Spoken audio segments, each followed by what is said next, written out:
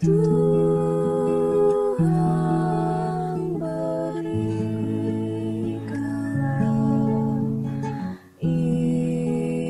istighfar.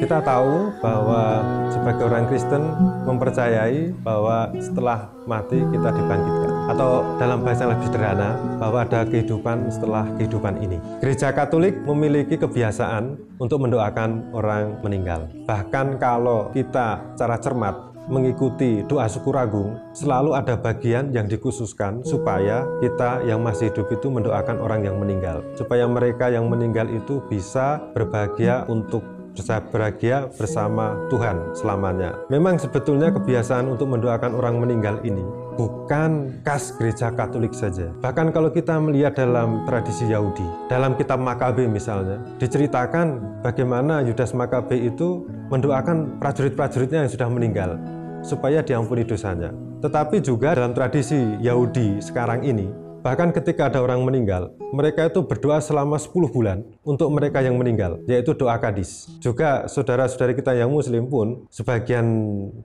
besar ada yang juga mendoakan mereka yang sudah meninggal. Jadi pertanyaan bagi kita adalah, mengapa kita perlu mendoakan orang yang sudah meninggal?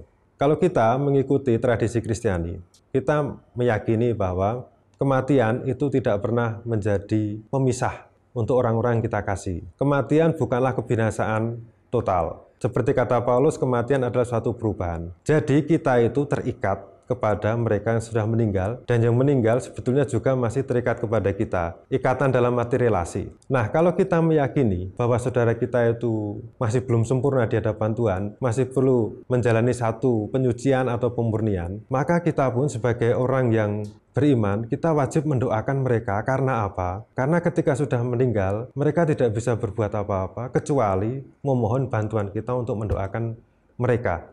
Nah, itulah pentingnya mengapa kita berdoa untuk mereka. Itu yang pertama. Tetapi yang kedua adalah, yang penting berkaitan dengan mendoakan orang meninggal. Ada banyak orang yang berpikir, kalau saya semakin mendoakan orang yang meninggal dengan doa yang panjang-panjang, maka orang yang kita doakan akan cepat naik ke surga gitu ya. Tapi kita harus tahu bahwa nasib orang yang sudah meninggal itu tetap ada di tangan Allah. Menjadi pertanyaan adalah, mengapa kita perlu mendoakan orang yang meninggal? Pertama-tama, kita mendoakan orang meninggal itu sebagai tanda kita mendampingi mereka dalam hidup yang kekal. Mungkin perlu teman, kita tidak tahu persis apa yang terjadi, tetapi dengan kita berdoa untuk mereka, kita mengenang mereka, dan mereka yang ada di dalam proses menuju ke kehidupan kekal itu, mereka merasa ditemani. Dan inilah pentingnya doa orang yang meninggal, supaya mereka, jiwa-jiwa itu, merasa mendapat teman, tidak merasa sendirian, dan bisa bertahan dalam proses untuk menuju kepada kehidupan kekal bersama Tuhan.